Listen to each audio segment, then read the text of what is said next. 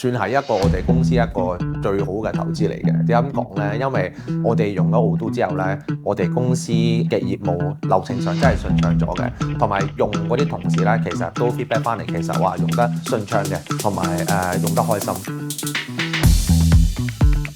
Hello， 我係 Michael Chan， 我係 GUM 嘅 Managing Director。GUM 咧係我哋嘅品牌嚟嘅嚇，咁我哋係一間 boutique 嘅 consulting firm 啦。咁我哋公司咧就喺1980年已經成立㗎啦。咁啊，所以咧我哋差唔多有43年歷史嘅，即係一間相當之耐嘅公司嚟嘅嚇。咁我哋公司咧大約有60-70人啦。咁我哋主要嘅業務咧係幫香港嘅企業咧去管理佢哋自己嗰個退休金計劃啦嚇。另外咧我哋就幫即係我哋啲客戶企業咧都係做僱員福利嘅一個管理嘅，咁啊包括係一啲團體保險啊，或者一啲人壽保險啊咁樣。我哋希望可以幫到香港人去改善佢個退休生活啦，有足夠嘅錢啦，同埋有足夠嘅保障，佢自己即係到佢退休嘅時候可以有即係一個好啲嘅一個生活環境啦咁樣啊。咁呢個都係我哋做嘅嘢嚟嘅。我哋點解要用 Odoo 咧？其實係因為我哋需要有一個系統係做到香港嘅HR 嘅 payroll 啦，適合我哋香港嘅業務嘅系統咯。咁其實我哋 before 之前有5至6個 system 啦，咁其實我哋用咗 Odoo 之後咧，我哋就將之前5-6個 system 咧就可以都 migrate 咗去 Odoo 個 platform 入邊嘅。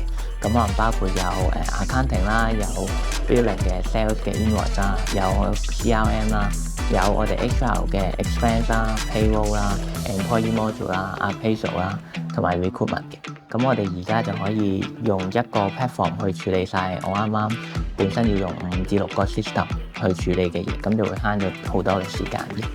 咁佢有好多唔同嘅 app 啦，咁其實每一個部門係佢自己 app 又係獨立運作啦。不過其實佢後面所有後台咧都係 interconnected 嘅。譬如個同事喺 expense 嗰度出咗條數，跟住原來喺 finance payroll 嗰度就已經睇到啦。咁其實係成個嘢都係通嘅。咁變咗就係其實好多唔同嘅 department 都可以用得到咯。咁同埋唔淨止係我哋保險嘅行業，其實其他行業好似 e-commerce 啊，其實嗰啲都用得到嘅。咁我哋 department 用咗 Odoo 之後，其實節省咗都相當多嘅時間嘅。咁 before 我哋用 Odoo 之前咧，咁其實我哋啲 appraisal 咧都係以manual 嘅形式去做啦。咁我哋 HR department 就需要用好多man day 咧去提佢哋要填個 appraisal 啦，去追個 appraisal 啦，然後再去睇下佢哋做成點。咁 after 我哋用咗 Odoo 個 appraisal system 之後咧，咁我哋可以automatically 咁樣去 send 啲 reminder 提佢哋夠鐘做 appraisal 啦。當佢個 supervisor 填完佢個 appraisal 嘅時候咧，都可以提翻個 employee 其實已經係可以 move on 去下一個 step 嘅。咁就會節省到大概50%嘅時間 to 我哋 HR department。咁我哋又會有多啲時間去做 extra 可能啲 employee benefit 嘅活動啊，各樣嘅嘢。喺我哋用咗大概1-2年之後咧，其實我哋都發覺佢使用都比較簡單啦。咁不論係一啲新入職嘅同事都會好容易上到手，亦都我哋可以好容易揾得翻過往嘅 history。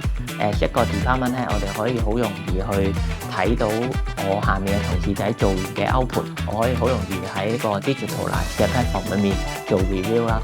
同時佢哋一個 team member 佢哋都好容易去知道究竟佢有啲咩 task 係 outstanding， 可以去繼續 follow up， 亦都喺一個 cloud 嘅 platform 度做啦。咁不論喺 office 又好或者喺屋企都好咧，都可以用得到 Odoo 去幫助我哋完成我哋工作。